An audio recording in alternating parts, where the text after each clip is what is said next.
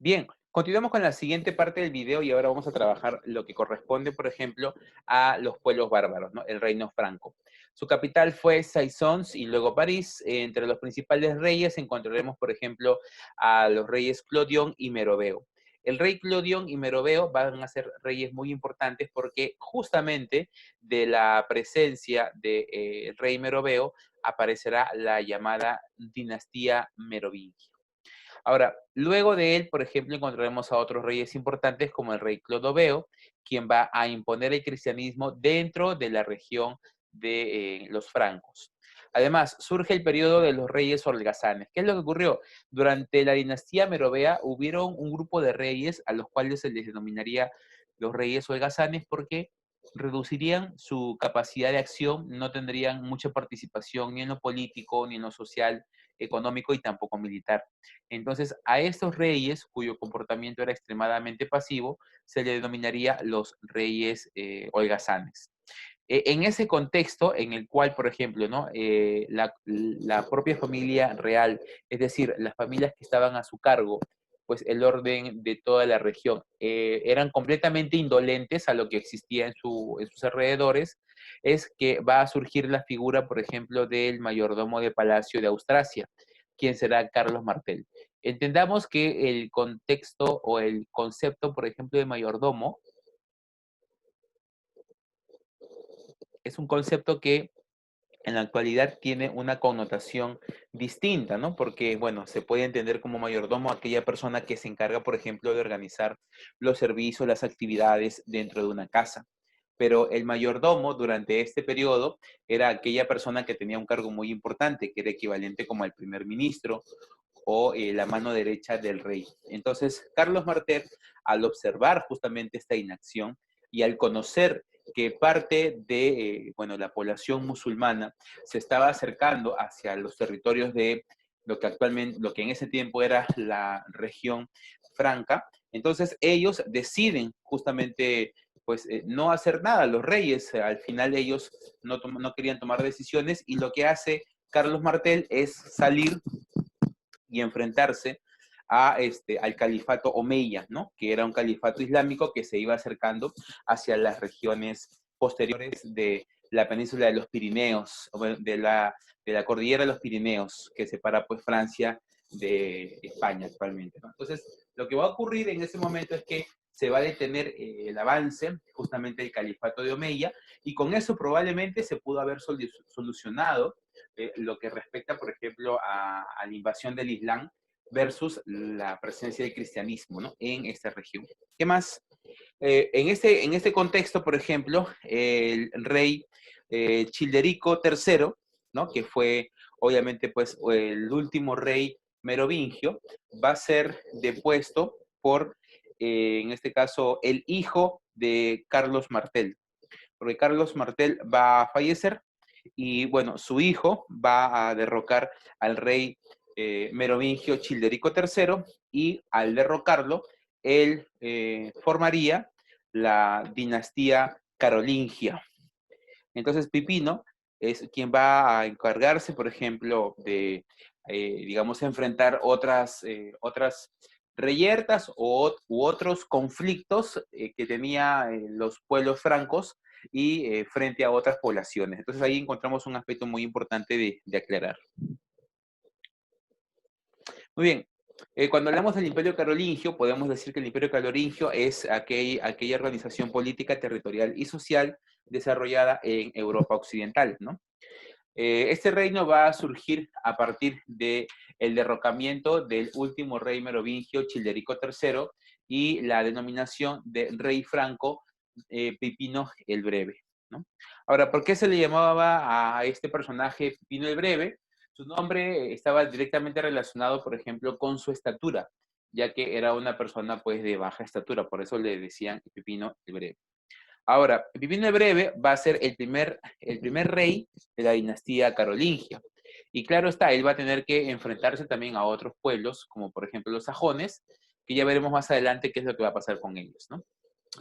Veamos, en el año 768 va a morir y hereda a sus dos hijos su imperio, o en todo caso el reino franco, a su hijo Carlomán y a su hijo Carlos. Lamentablemente, al heredar este espacio a sus hijos, pues en ellos empezará un confrontamiento para poder tomar el control completo de todo el reino franco. Esto, lamentablemente, pues no surgiría o no tendría los mismos efectos para el hijo, en este caso menor, para Carlomán, porque Carlomán lamentablemente muere. Al morir, pues deja el camino libre a su hermano mayor Carlos, que con el tiempo se pasaría a llamar Carlomagno, ¿no?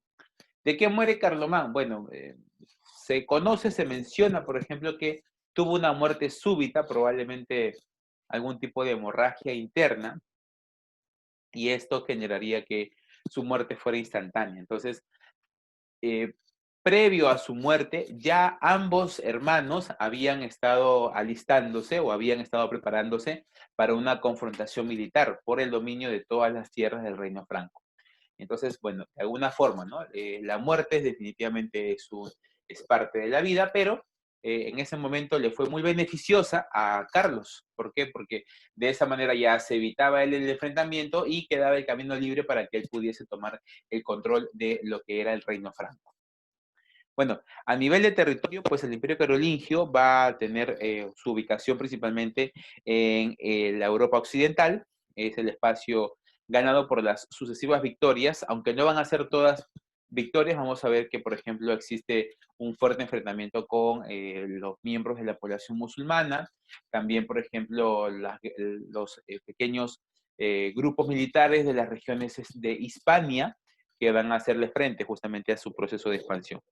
Si hablamos de las actividades económicas, podríamos decir que dentro de las más importantes durante el Imperio Carolingio será la agricultura. Ahora, viene una pregunta, ¿no? Esto significa, por ejemplo, que cuando nosotros, por ejemplo, ¿no? observamos el proceso de crecimiento del Imperio Carolingio, nos vamos a dar cuenta, por ejemplo, que lamentablemente él, bueno, en todo caso, su abuelo, porque su abuelo Carlos Martel es quien se enfrenta al califato omeya, entonces al vencerlo, debido a que los musulmanes controlaban ya la región de Bizancio, es decir, la ruta comercial, incluso cuando la controlan, no solamente se quedan contentos con el control, sino que incluso le van a cambiar de nombre. Es decir, en la región de Bizancio, donde se construyó la Nueva Roma, por Constantino el primero, o Constantino el Grande. Recordemos que a su muerte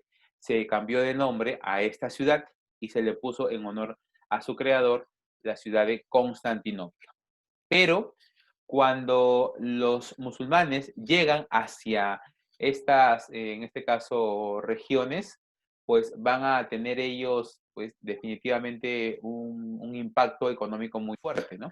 Antes de la propia conquista de la región de Bizancio, que será pues años después, pero antes de la propia conquista, ya los musulmanes se habían expandido por los territorios del norte de África, por ejemplo, y también estaban presentes en Hispania, estaban también presentes en el oeste de Asia. Entonces, su expansión económica había llegado a 3 continentes, al continente asiático, al continente africano y europeo propiamente. Entonces, en ese contexto, pues luego de la derrota, como los musulmanes controlaban las rutas de comercio, pues, ¿qué pasó? Que finalmente ellos deciden cortar todo tipo de nexo que pudiese existir entre, en este caso, pues el Imperio Carolingio contra otras formas de población u otros reinados o imperios, y de esa manera, pues el Imperio Carolingio también se vio afectada su actividad económica. Es por ese motivo que no van a resaltar otras, sino la agricultura con la ganadería principalmente, ¿sí?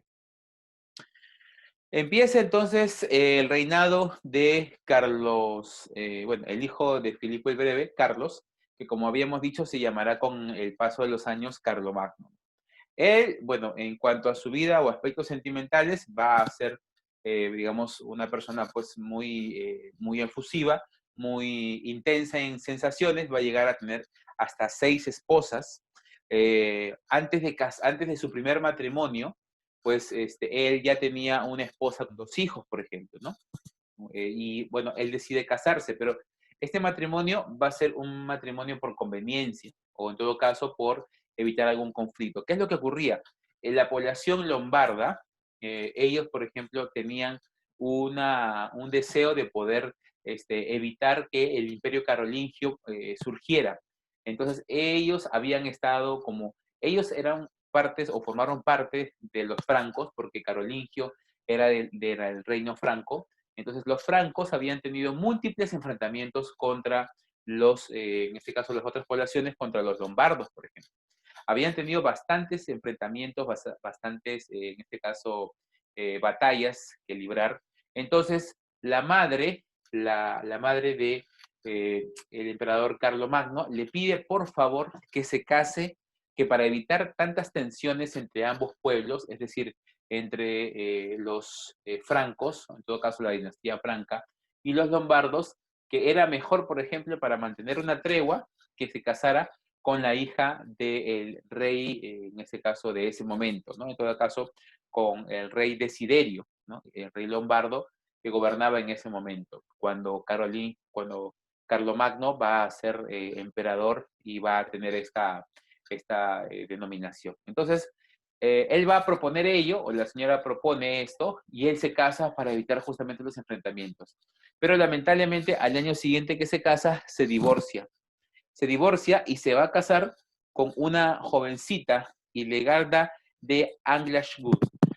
Esta señorita tenía tan solamente 13 años cuando contrae matrimonio con el emperador Carlomagno.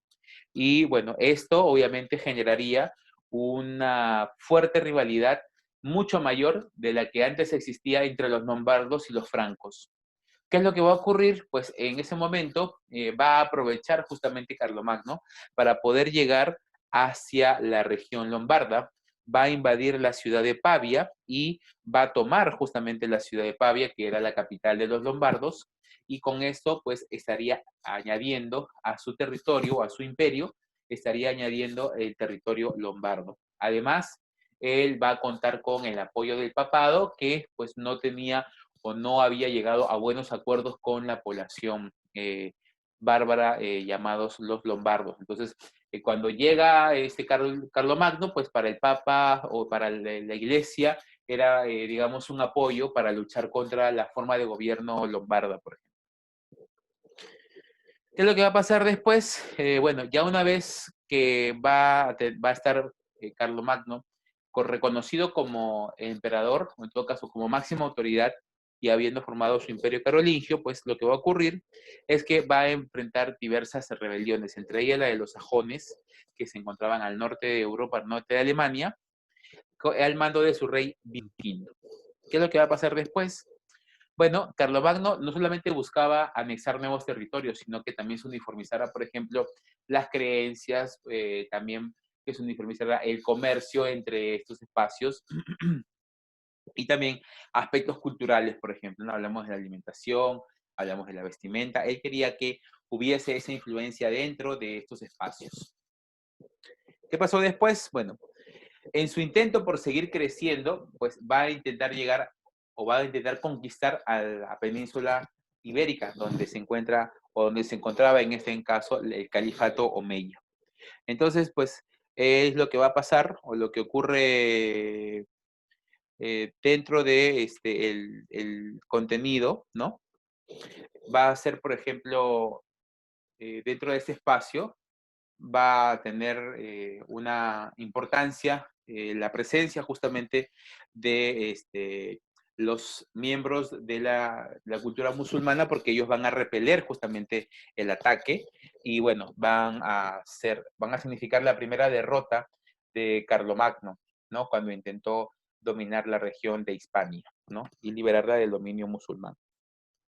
¿Qué más pasó? Bueno, ¿no? En dicho enfrentamiento eh, van a encontrarse, por ejemplo, o van a darse, de alguna manera, diversos enfrentamientos y en ellos va a morir su principal general, el general Roldán de Carlomagno, ¿no? Y él va a tener, pues, mucha furia por ese problema que estaba observando por la muerte de su general. Y bueno, cuando él estaba peleando en Hispania, nuevamente se presentó una rebelión de los sajones en la región del norte de Europa, en donde lo que sería Alemania. Entonces, ¿qué es lo que va a pasar? Bueno, decide ya dejar la conquista de Hispania y volver a la región, en todo caso a su espacio original. ¿Para qué? Para poder hacerle frente a estas rebeliones. Y en efecto, pues, cuando se entera que el rey Viduquindo había nuevamente iniciado el proceso de invasión hacia el Imperio Carolingio, pues toma la decisión de matarlo, ¿no? Y de masacrar a más de 3.000 soldados eh, de esta población, de esos soldados sajones. Y con esto, ¿qué es lo que va a hacer el rey Viduquindo? Como ya va a observar que pues, la derrota es inminente y que el objetivo de Carlomagno era no solamente conquistar nuevos territorios, sino también imponer su propia creencia religiosa sobre todo, entonces lo que hace el rey Viduquindo es se bautiza, se convierte al cristianismo y de esta forma ya se va a anexar a la región de Sajonia o de Sajona al llamado Imperio Carolingio. A nivel de la estructura social, vamos a encontrar aquí, por ejemplo, digamos, los bonos de felicidad, que era brindarle tierras a las personas para que pudieran ellas ofrecer a cambio su apoyo en cualquier tipo de guerra o invasión, por ejemplo. Encontramos también los campesinos, que eran quienes trabajaban las tierras, los siervos, quienes eran campesinos que pertenecían al dueño de las tierras. Cuando se venía una tierra, eh, cuando se vendía una tierra, se vendía con todo y siervos. Los siervos eran los trabajadores que formaban parte de la tierra. Entonces, tenía una característica importante, ¿cuál es? Que era que, por ejemplo, los siervos no podían ser vendidos como esclavos o aparte, ellos eran vendidos junto con la tierra, ¿no? Donde ellos estaban, a la cual ellos pertenecían.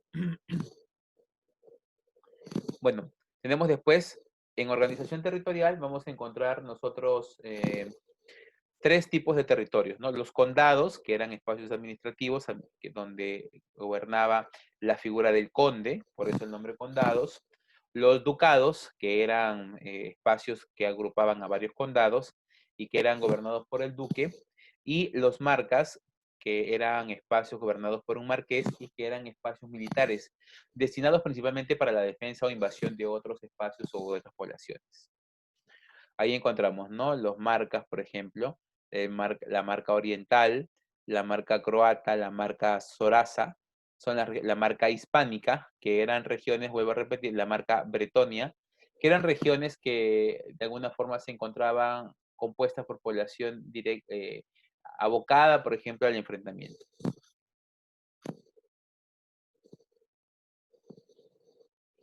Tenemos después, dentro de los espacios, por ejemplo, eh, dentro de los impactos importantes del Imperio Carolingio son los siguientes, por ejemplo, a nivel de las artes y la cultura. Tenemos nosotros, por ejemplo, que fomenta las artes, la música y las ciencias, por ejemplo, la astronomía, la geometría y la aritmética.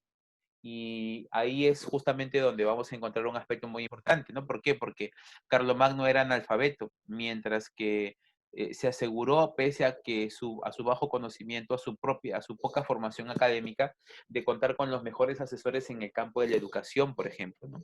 Entonces vamos a encontrar ese aspecto importante. ¿Qué más? Vamos a encontrar en arquitectura la presencia de columnas y pilares con los estilos romanos. Se crearon los mosaicos carolingios. En cuanto a la educación, va a crear las instituciones parroquiales, que eran las que funcionaban en las iglesias, y las monacales, que funcionaban en los monasterios.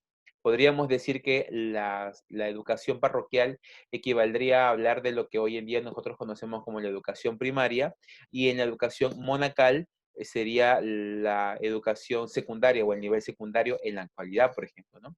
Y bueno, aquí se enseñaba el llamado trivium, que era pues el conjunto de ciencias como la gramática, la retórica y la dialéctica, y el quadrivium, que era la aritmética, la geometría, astronomía y la música.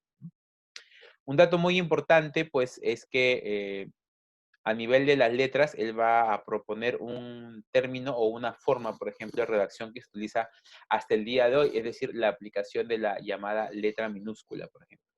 El 25 de diciembre del año 800, el Papa León III corona a Carlomagno como Imperator Augustus. Este hecho se consideraría como el inicio del Sacro Imperio Romano Germánico. En el año 813, su hijo Luis el Piadoso, quien era rey de la región de Aquitania, es coronado como coemperador. Y obviamente, pues, en el año 814, bueno, va a morir, ¿no? Va a morir Carlomagno y su hijo Luis el Piadoso lamentablemente no tenía de alguna forma la misma capacidad del papá para poder gobernar. Entonces, este rey tuvo tres hijos, su hijo Carlos, Lotario y Luis. Muere, en este caso, el padre, es decir, muere el rey, que en ese momento llamado Luis el Piadoso, o también lo pueden ustedes encontrar el nombre como Ludovico Pío. Entonces, él va a morir y al momento de fallecer, pues sus hijos van a enfrentarse también por dominar el territorio que había gobernado el papá. Para evitar justamente enfrentamientos nuevamente dentro de lo que significaría pues el renacer del Imperio Romano, pues se decide dividir el territorio en tres regiones, ¿no? Luis el Germánico tendría la base del territorio Sacro Imperio Romano Germánico. Carlos el Calvo se le adjudicaría la región de Francia, la actual Francia, y el Lotario se adjudicaría pues las regiones de Bélgica, Holanda, Suiza, Italia, parte de Italia también, ¿no? Y es lo que pasaría. El Tratado de Verdún, firmado en el año 843, establecería territorios de Carlos el Calvo para lo que actualmente es Francia, territorios para Luis el Germánico, que sería lo que actualmente es Alemania, y de la región central de Lotario, había propuesto que o en todo caso, ¿no? Abarcaría los territorios actuales de Francia también, Suiza, Alemania y Italia. Muy bien. Entonces, eso sería todo, estimados estudiantes. Les agradezco a todos ustedes por su gentil participación al escuchar este video. Gracias, muy amables.